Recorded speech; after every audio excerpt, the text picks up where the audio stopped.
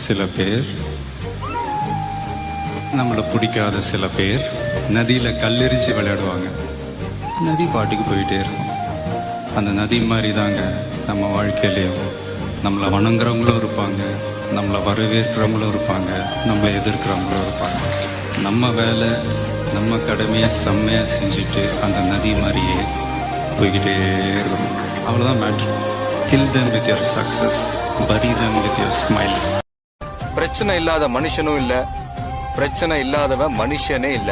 தன்னம்பிக்கையை மட்டும் எழுந்துறாத, அதுதான் உண்மையான பர்சனாலிட்டி. வெற்றிக்கு பின்னாடி போவாத, உனக்கு பிடிச்ச துறையை தேர்ந்தெடுத்துக்கோ, அதுல உன் திறமையை வளர்த்துக்கோ, கடுமையா உழைச்சிக்கிட்டே இரு. எதிரில ட்ரெயின் இல்ல, எது வந்தாலும் எதிர்த்து நிக்கணும்.